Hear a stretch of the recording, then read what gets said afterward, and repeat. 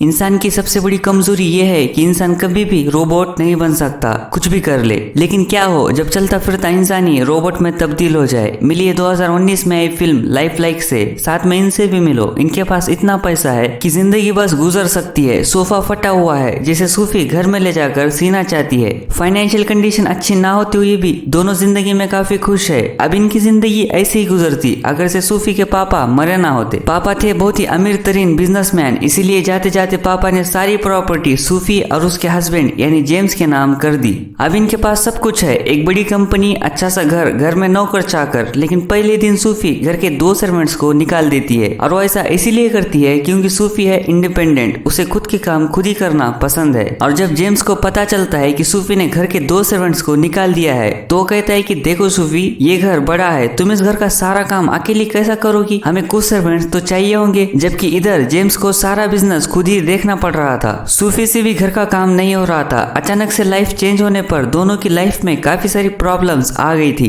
तो इन्हीं के कंपनी में काम कर रहा एक साइंटिस्ट बोलता है कि मेरे पास कुछ ऐसे रोबोट है जो तुम्हारी इस प्रॉब्लम को जड़ से खत्म कर सकते हैं। इसी कंपनी में पहले एक साइंटिस्ट हुआ करते जिन्होंने कुछ ऐसे रोबोट्स बनाए जो बिल्कुल इंसानों जैसे ही दिखते हैं। तुम उन्हें अपने काम के लिए यूज कर सकते हो। सूफी और उसके हस्बैंड को ऐसा ही कोई चाहिए था जो उनके सारा काम कर दे। और जब ये दोनों ऑफिस आते हैं तो सूफी इन रोबोट्स को देखकर पूरी तरह से शॉक हो जाती है क्योंकि ये रोबोट इंसानी लग रहे थे। यहीं पर एक रोबोट होता है हेनरी। ये साइंटिस्ट कहता है कि ये रोबोट आपका सारा काम कर देगा, ये आपको कुछ नुकसान भी नहीं पहुंचाएगा, ये आप दोनों की हर एक अच्छी बुरी बात मानेगा। इस बात को साबित करने के लिए रोबोट से शूज लीक करवाया जाता है। रोबोट हर अच्छी बुरी बात मानेगा। काफी अजीब तो था लेकिन ये फिर भी इसे अपने साथ घर ले आते हैं। अब ये एक रोबोट है तो घर का गार्डन साफ करने से खाना बनाने तक हर काम परफेक्ट ही होना था। साथ में हेनरी इन दोनों से काफी अच्छी बात भी किया करता और सूफी के हस्बैंड को भी अब हेनरी काफी पसंद आ रहा था। जबकि सूफी हेनरी के साथ बुक्स रीड करने लगी थी, उसके साथ एक क्वालिटी टाइम स्पेंड कर रही थी। यानी सूफी हेनरी को अब पसंद करने लगी थी और इन दोनों की लाइफ टाइम के साथ साथ नॉर्मल हो रही थी।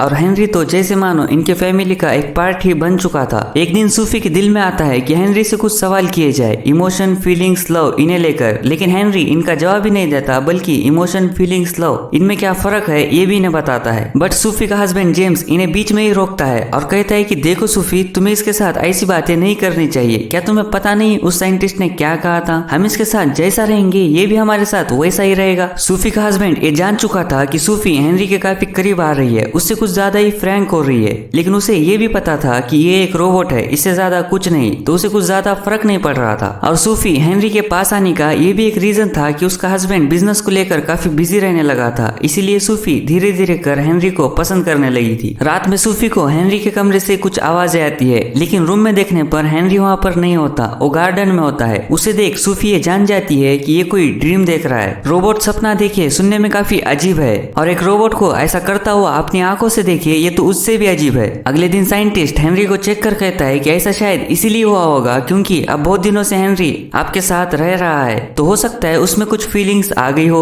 लेकिन अब से ऐसा नहीं होगा, मैंने उसे पूरी तरह से चेक कर लिया है, अब वो ऐसा कुछ भी नहीं करेगा। जेम्स कहता है कि मैंने तुमसे कहा था वो एक रोबोट है, उसके ज्यादा करीब जाने की जरूरत नहीं है, लेकिन तुमने मेरी बात नहीं मानी और वो रोबोट खुद को इंसान समझने लगा। उसे एक रोबोट की तरह ही ट्रीट करो, इंसान जैसे नहीं। जिसके बाद जेम्स हेनरी से कहता है कि तुम मेरी वाइफ के साथ ज्यादा टाइम नहीं बिताओगे, उसके साथ बुक्स रीड नहीं करोगे, समझ गए तुम। जिस पर रोबोट सवाल करता है कि क्या मैंने कुछ मिस्टेक कर दी, तो जेम्स कहता है कि मैं जितना करने के लिए और जो करने के लिए बोल रहा हूँ उतना ही करो, बस तुम सवाल मत करो मुझसे। लेकिन अगले दिन हेनरी जब सूफी को ये बात बताता है कि तुम्हारे हस्बैंड ने मुझे तुमसे दूर रहने कहा है, तो सूफी को बहुत गुस्सा आता है और वो घर छोड़कर ही जाती है। हेनरी सूफी के हस्बैंड से कहता है कि आजकल तुम्हारी लाइफ में जो कुछ भी प्रॉब्लम्स चल रही है उसका जिम्मेदार मैं नहीं तुम खुद हो। और ये सही भी था, सूफी का हस्बैंड उसे टाइम नहीं दे रहा था, जिस कारण सूफी हेनरी के पास आने लगी। हालांकि वो जानती थी कि वो एक रोबोट है, लेकिन फिर भी वो उसे पसंद करने लगी थी, उसी के बारे में सोचने लगी थी। और ना सिर्फ सूफी बल्कि उसका हस्बैंड भी हेनरी को पसंद करने लगा था। टाइम के साथ साथ वो भी उसे अच्छा लगने लगा था। और जब सूफी घर छोड़कर चली गई थी तो जेम्स हेनरी के साथ बहुत ही गलत काम करता है। हेनरी के साथ ऐसा होने से उसे बहुत बुरा लगता है, बट वो इस बारे में सूफी को कुछ भी नहीं बताता। जेम्स सूफी को फोन कर उसे सॉरी भी बोलता है और कहता है कि अब बस बहुत हो गया, मुझे तुम्हारी याद आ रही है, प्लीज घर वापस आ जाओ। और सूफी घर आने के लिए मान जाती है। लेकिन जब घर पर कोई नहीं था और सूफी हेनरी से मसाज करा रही थी तो सूफी को ऐसे देख हेनरी में कुछ फीलिंग्स आती है और वो सूफी से कहता है कि सूफी, मैं तुमसे प्यार करता हूँ, तुम्हें पसंद करता हूँ। अब जैसे ही सूफी ये बात सुनती है वो शॉक हो जाती है क्योंकि हेनरी अब पूरी तरह से उसे इंसानों जैसे ही देख रहा था। सूफी डरते हुए कहती है कि तुम वापस चले जाओ जहाँ से तुम आए हो, तुम हमारे साथ रहते रहते बहुत बदल चुके हो। इस बारे में सूफी उसके हस्बैंड से बात करती है। उसके हस्बैंड को इतना गुस्सा आता है कि वो हेनरी को नींद से उठाकर पहले तो एक जोरदार तमाचा मारता है, फिर उस साइंटिस्ट को फोन कर कहता है कि इसे यहाँ से ले जाओ, हमें ये नहीं चाहिए। हेनरी सूफी से कहता है कि मुझे यहाँ से नहीं जाना, प्लीज मुझे यहाँ से मत भेजो, मैं जानता हूँ मेरे से गलती हुई है, मुझे ऑफ मत करो, मुझे डिस्ट्रॉय मत करो, मैं तुमसे माफी मांगता हूँ, मुझे माफ कर दो। आपके साथ रहते रहते मुझ में फीलिंग्स, इमोशंस, ये सारी चीजें आ गई जिसके चलते